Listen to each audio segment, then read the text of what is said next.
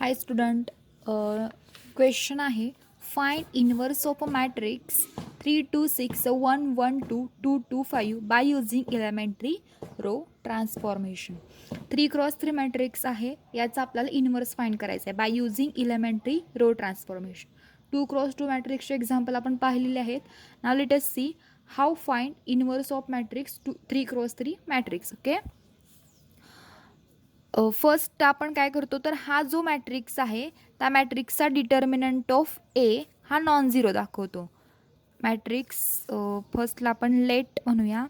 Late A equal to, या मॅट्रिक्सला ए हे नाव द्या 3 2 6 1 1 2 2 2 5. ओके, हा या मॅट्रिक्स आहे.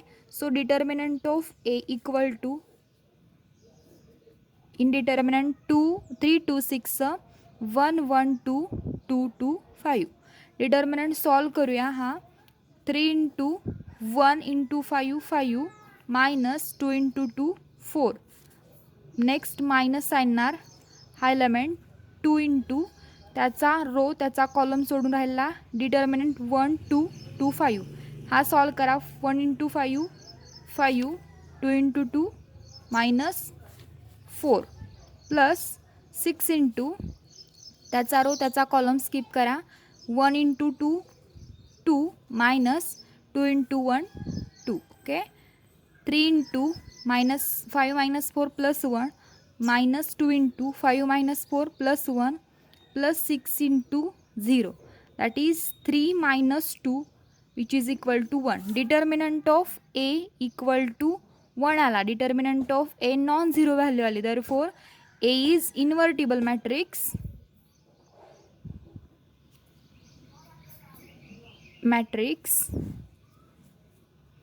Therefore A inverse exist. A inverse हा एक्झिस्ट आहे आणि तो फाइंड करण्यासाठी आता आपण प्रोसिजर करूया. Okay, to find A inverse आपल्याला हा ए इन्व्हर्स कोणत्या मेथडने यूज करायचा? Elementary row transformation. ह्या मेथडमध्ये आपण काय घेतो, एक रिलेशन आहे आपल्याकडं A into A inverse equal to I. Okay, जसं 2x2ला पाहिलेलं आहे सेम तसंच ह्या मॅट्रिक्ससाठी सुद्धा, फक्त आता आपल्याला इथे 2x2च्या ऐवजी 3x3 मॅट्रिक्स असणार आहे. ओके, एच्या जागी ए हा मॅट्रिक्स जो काय आहे तो पुट करा 3 2 6 1 1 2 2 2 5 into A inverse equal to I matrix identity matrix म्हणजेच 3x3 पुट करावा लागेल आपल्याला. इथं ए 3x3 आहे, सो इथं आयडेंटिटीसुद्धा 3x3 मॅट्रिक्स पुट करा 1 0 0 0 1 0 0 0 1. काय असतं आपलं एम, तर हा जो मॅट्रिक्स असतो तो आयडेंटिटी मॅट्रिक्सला कन्वर्ट करायचा बाय युझिंग रो ट्रान्सफॉर्मेशन. ह्या मॅट्रिक्सवर रो ट्रान्सफॉर्मेशन घेऊ, हा मॅट्रिक्स आपल्याला आयडेंटिटी मॅट्रिक्सला कन्वर्ट करायचं, म्हणजेच ह्या मॅट्रिक्सला कन्वर्ट करायचं आहे. मग आता ह्या मॅट्रिक्सला कन्वर्ट करताना आपल्याला आयडेंटिटी म्हणजे हा आयडेंटिटी नाही अशा मॅट्रिक्सला कन्वर्ट करायचं.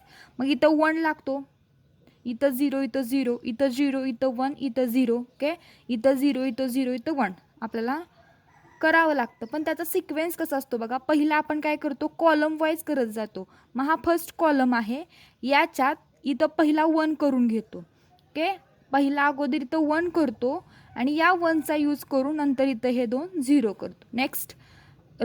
नेक्स्ट कॉलममध्ये पहिला इथं 1 करायचा आणि ह्याचा यूज करून ह्या 1चा हे 2 नेक्स्ट स्टेपला 0 करायचे.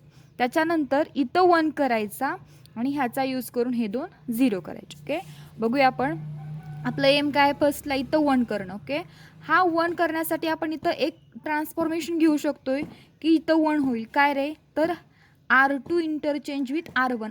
R1 बरोबर इंटरचेंज केली तर ही रो इथं येणार आणि आपल्या इथं 1 इलेमेंट भेटणार. ओके, सो हे ट्रान्सफॉर्मेशन घेते मी R1 interchange with R2. Okay, so after this transformation we get new matrix 1 1 2 3 2 6.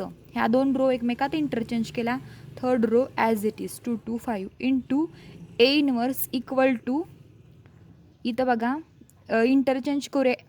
इथं जी ट्रान्सफॉर्मेशन घेतो ती ह्या मॅट्रिक्सवर सुद्धा अप्लाय होणार. सो 0 1 0 फर्स्ट रो सेकंड रोच्या जागी लिहिते, सेकंड रो फर्स्ट रोच्या जागी लिहिते आणि third row as it is. Okay, next आहे आता इथं 1 झाला, याचा यूज करून आपण हे 2 झिरो करायचे. ॲट अ टाईम जरी केले तरी चालतील. फर्स्टला आपण ह्याचा विचार करूया.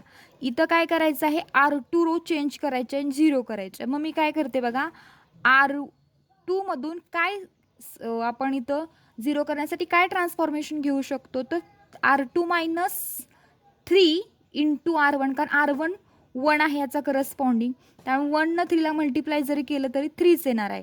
सो R2 मायनस 3 हे आपण घेऊ शकत नाही, पण R2 मायनस 3 R1 हे ट्रान्सफॉर्मेशन आपण घेऊ शकतो, कारण डायरेक्ट एखादा नंबर सबस्ट्रॅक्ट करू शकत नाही. मग रोचा यूज केला, रोला 3 मल्टिप्लाय केला R1 हे, आणि मग ती R2 मधून सबस्ट्रॅक्ट केली. ओके, बघा हे R2 मायनस 3 R1 हे ट्रान्सफॉर्मेशन घेतलं तर मला इथं 0 भेटतोय.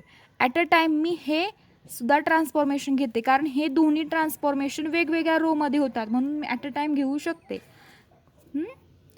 ॲट अ टाईम कोणकोणती ट्रान्सफॉर्मेशन घेतो आपण हे लक्षात घ्या, वेगवेगळ्या रोवर डिपेंड आहे ती. सो इथं घेऊ शकतो ॲट अ टाईम R3, इथं R3 मायनस 3 R1 घेतला, तर इथं 0 करण्यासाठी काय घेऊया, R3 मायनस 2 R1, म्हणजे इथं आपल्याला 0 भेटतोय. R3 minus 2 R1. ओके, बघा after this 2 transformation we get new matrix, आणि ह्या न्यू मॅट्रिक्समध्ये थर्ड आणि सेकंड रो चेंज होणार आहे. फर्स्ट रोमध्ये काही चेंज होणार नाहीत. सो दोन्ही बाजूला आपण first row as it is लिहून घेऊया. ओके, बघा अगोदर इकडच्या मॅट्रिक्सवर हे ट्रान्सफॉर्मेशन अप्लाय करते, R2 मायनस 3 R1. R2मध्ये R2 या म्हणजे थोडक्यात हा फॉर्म्युला म्हणा, ह्याच्यात आपण व्हॅल्यू पुट करूया. R2 काय आहे 3, त्याचा करस्पॉन्डिंग कोण आहे 1, 3 मायनस 3 काय होणार आहे 0.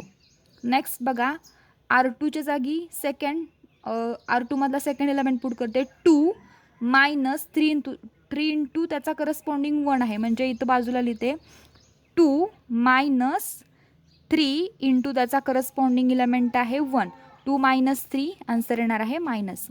नेक्स्ट आता R2मधला थर्ड एलिमेंट पुट करते, 6 मायनस 3 इंटू त्याचा करस्पॉन्डिंग R1 आहे 2. ओके, दॅट इज 6 मायनस 6 इथे येते 0. ओके, ठीक आहे. नेक्स्ट ट्रान्सफॉर्मेशन R3 अप्लाय करूया.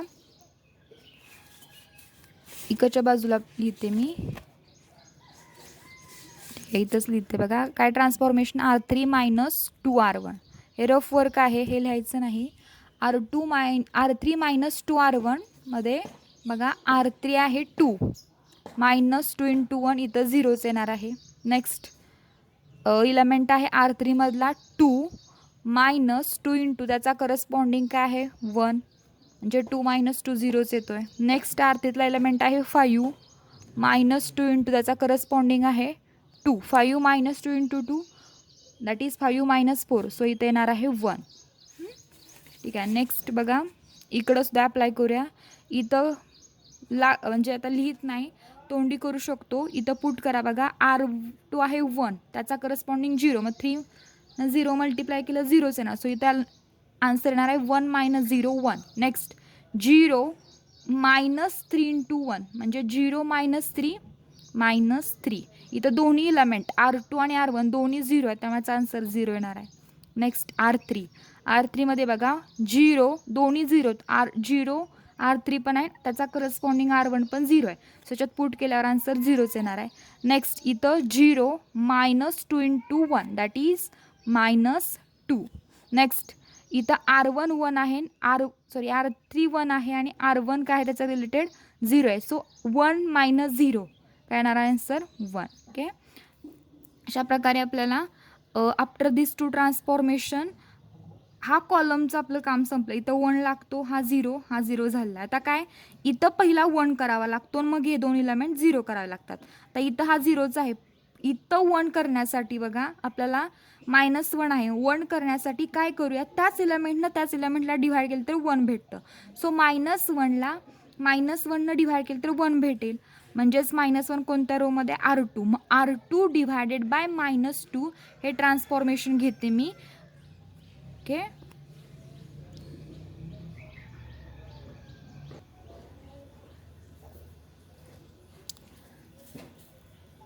नेक्स्ट ट्रान्सफॉर्मेशन आहे R2 divided by -1. R2 gives म्हणा R2 divided by -1.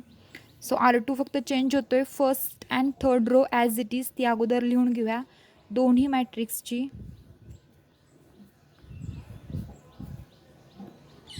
Okay, R2 या रोला -1 डिवाइड करा. पहिला एलिमेंट काय आहे 0. 0 डिवाइड बाय -1 0च येणार आहे. -1 डिवाइड बाय -1 +1 येणार आहे. 0 डिवाइड बाय -1 0 येणार आहे. इकडे सुद्धा बघा 1 डिवाइडेड बाय -1 -1 येणार आहे. -3 डिवाइड बाय -1 +3 येणार आहे. आणि 0 डिवाइड बाय -1 0च येणार आहे. ठीक आहे, आपलं हा एलिमेंट 1 झालेला आहे. आता हे दोन 0 ॲट अ टाइम केलं तरी चालतं आहे. हा 0 आहेच, फक्त हा 0 करण्याची गरज आहे. मग त्यासाठी काय ट्रान्सफॉर्मेशन घ्यावं लागेल बघा. हा 0 करण्यासाठी ह्याचा यूज करूया आपण. सो R2 हा इलेमेंट R1 मध्ये आहे. R1 मायनस R2 हे ट्रान्सफॉर्मेशन घेतलं तर आपल्याला हा इलेमेंट 0 भेटतो. मग बघा R1 gives R1 minus R2. आपण इकडचे ना चेंज केलेला सिक्वेन्स हाच का घेतो, कारण तुम्ही इकडं परत पुढं चेंज केला, काही ट्रान्सफॉर्मेशन घेतलं तर इकडं चेंज होत नाहीत. हे इलेमेंट ॲज इट इज राहतात, म्हणून हा सिक्वेन्स महत्त्वाचा असतो. सो बघा R1 मायनस R2 हे ट्रान्सफॉर्मेशन R1 मधल्या प्रत्येक एलिमेंट होणार. ह्या एलिमेंटवर पण होणार. 1 मायनस 0 1च राहतोय, काय चेंज होतोय का नाही. ओके, सो बघा हे transformation after this transformation R2 आणि R3 row as it is राहणार आहेत. चेंज होणार आहे R1. सो R2 आणि R3 अगोदर लिहून घेऊयात. -3 ओके, ठीक आहे. R1 minus R2 1 minus 0 1 1 minus 1 0 2 minus 0 2. Next 0 minus -1 +1 1 minus 3 -2 0 minus 0 0. Okay, बघा इथं 0 झालेला आहे, इथं 0 झालेला आहे. नेक्स्ट आहे इथं 1 करायचं. 1 करायची काय गरज आहे का रे, नाही, कारण इथं 1 आहे. मग ह्या 1चा यूज करून इथं 0 करायचं आहे. इथं तरी 0 आहे. बघा ह्या दोन्ही हा 1 केला की ह्या दोन्ही 0 करायला सिक्वेन्स नाही. तुम्ही ॲट अ टाइम करताय, त्यामुळं हा अगोदर करा किंवा हा अगोदर करा, काही पण. आता इथं 0 आहे, त्यामुळे आपल्याला काही 0 करायची गरज नाही. हा इलेमेंट फक्त आपल्याला 0 करावा लागेल युजिंग धिस इलेमेंट. म्हणजेच R1 गिव्स R1 मायनस 2 ह्याला मल्टिप्लाय करावं लागेल, तेव्हा ह्याच्यातून हा 2 R3 सबस्ट्रॅक्ट केला तर आपल्याला इथं 0 भेटेल. म्हणजेच R1 मायनस 2 R3 हे ट्रान्सफॉर्मेशन घेते. ओके, R1 फक्त चेंज होणार आहे. सो सेकंड आणि third row as it is राहणार आहे दोन्ही बाजूला. ती लिहून घेऊयात. -1 3 0 0 -2 1. Okay, R1 minus 2 R3. R1 काय आहे पहिला 1, त्याचा करस्पॉन्डिंग काय आहे 0च आहे R3, त्यामुळे 1 मायनस 0 1 राहणार आहे. इथं दोन्ही एलिमेंट 0 आहे, त्यामुळे 0च राहणार आहे. इथं बघा 2 मायनस 2 × 1 दॅट इज 0.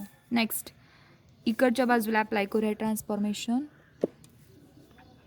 1 मायनस 0 1 राहणार आहे. -2 -2 × -2 काय राहणार आहे -2 + 4 दॅट इज आन्सर येणार आहे फायनस +2. 0 इथं पुट करा -2 × 1 दॅट इज -2. बघा हा जो मॅट्रिक्स आहे तुमचा तो पूर्णपणे आयडेंटिटी मॅट्रिक्सला कन्वर्ट झाला आहे. सो I × A इनवर्स असं मी लिहिते. इकडचा मॅट्रिक्स जो काय भेटला आहे तो 1 2 -2 -1 3 0 0 -2 1. Okay, I × A inverse A inverse असतो. म्हणजेच A इनवर्स आपल्याला काय भेटला, हा जो काही नवीन मॅट्रिक्स भेटलेला आहे RHSचा तो म्हणजे आपला A इनवर्स. ओके, सो अशा प्रकारे आपण 3x3 मॅट्रिक्सचा A इनवर्स फाइंड कसा करायचा हे पाहिलेलं आहे. ओके.